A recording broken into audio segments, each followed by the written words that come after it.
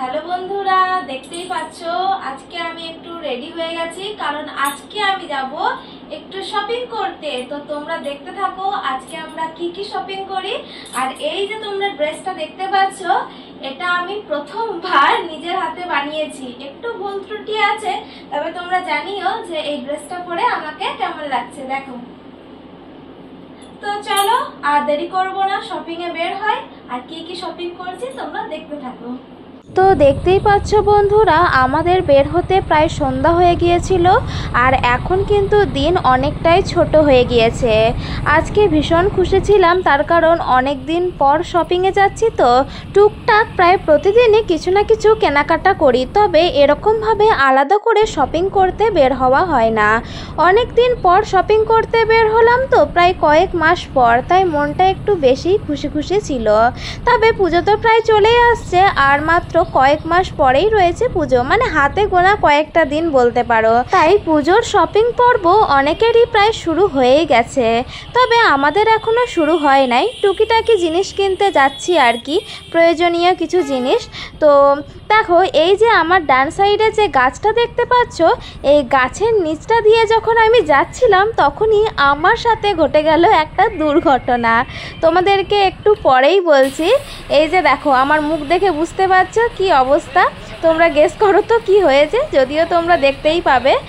আসলে যখন আমরা গাছের নিচটা দিয়ে পার হচ্ছিলাম, তখনই গাছের ওপর থেকে একটা পাখি, আমি যেই হাতে ফোনটা ধরেছিলাম মানে ডান হাতে, সেই হাতে করে দিয়েছে এই যে পটি। দেখতেই পাচ্ছ তোমরা কি অবস্থা, মানে পুরো মুডটাকেই নষ্ট করে দিল।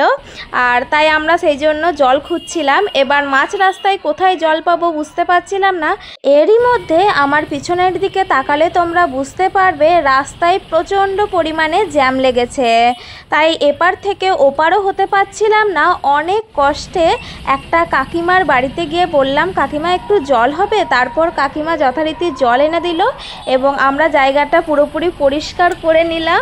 যাই হোক, মুডটা একটু খারাপ হয়ে গিয়েছিল। আর এই যে দেখো, তারপরে আমরা নতুন ব্রিজ পার হচ্ছিলাম, আর তোমরা বিশ্বাস করতে পারবে না, আমাদের ওইখানে একটুও বৃষ্টি হয়নি। আর সেখানে এই নতুন ব্রিজের ওপরে প্রচণ্ড পরিমাণে বৃষ্টি হয়েছে, এবং আমরা যখন এই নতুন ব্রিজ পার হচ্ছিলাম তখনও কিছুটা বৃষ্টি হচ্ছিল। তো যাই হোক, এই নতুন ব্রিজে একটু দাঁড়িয়েছিলাম, কারণ এখানে বেশ ওয়েদারটা একটু ঠান্ডা ঠান্ডা ছিল, আর আমাদেরও এখানে তো প্রচণ্ড গরম পড়েছে।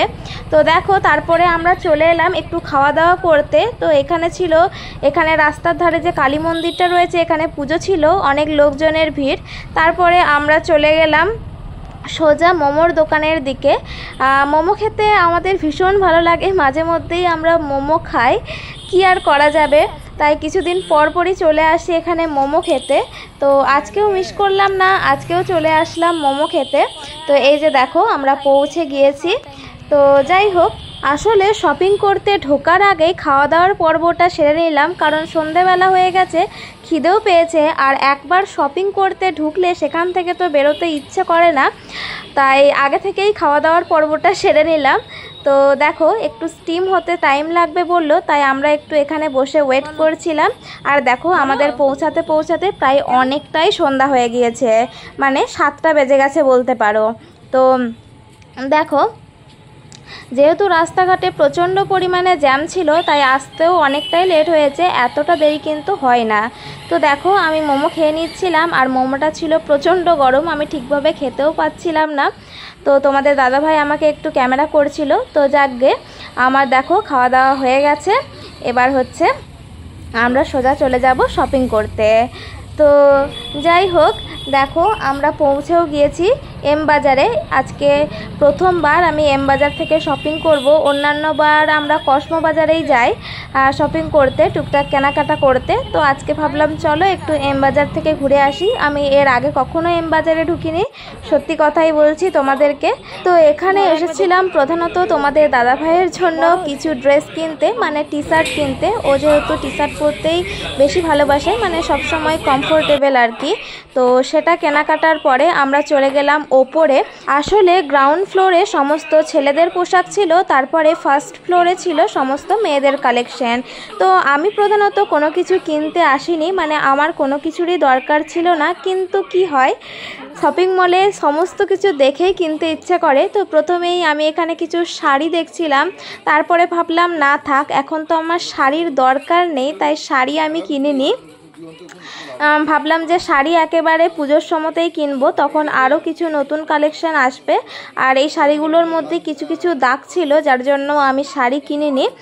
তো দেখছিলাম ভালো লাগছিল বেশ শাড়ির রঙগুলো, কিন্তু শাড়ি আমি কিনিনি। তারপর চলে এলাম কুর্তির কাছে, যেহেতু কুর্তিটাই সমস্ত জায়গায় পরে যাওয়ার জন্য আমার কমফোর্টেবল মনে হয়, তাই এখানে কিছু কুর্তির কালেকশন দেখছিলাম। আর এই যে কুর্তিগুলো দেখছো এগুলো ভীষণ সফট আর পরেও আরাম, আর এগুলোর দাম কিন্তু বেশি না, মানে খুবই দাম কম। তো এইগুলোই আমরা একটু দেখছিলাম। তারপরে দেখো আমাদের কেনাকাটা প্রায় কমপ্লিট। এখন মল থেকে বের হওয়ার আগে ছবি তো একটুখানি তুলে নিতেই হবে, তারপরে একটুখানি ভিডিওও করে নিলাম। তো দেখো অনেকটা রাত হয়ে গিয়েছে, শপিং মলে আর বেশি কেউ ছিল না। যাই হোক, বাড়ি আসতে আসতে আমাদের প্রায় অনেকটাই লেট হয়ে গিয়েছিল, যদিও বেশি কিছু শপিং ছিল না, তবুও রাস্তাঘাটে বুঝতেই পারছো অনেকটা পরিমাণে জ্যাম। তো আজকের ভিডিওটা কেমন লাগলো তোমরা অবশ্যই কমেন্টে জানাবে, আর ভিডিওটা ভালো লাগলে তোমরা অবশ্যই লাইক, কমেন্ট এবং শেয়ার করতে একদমই ভুলবে না।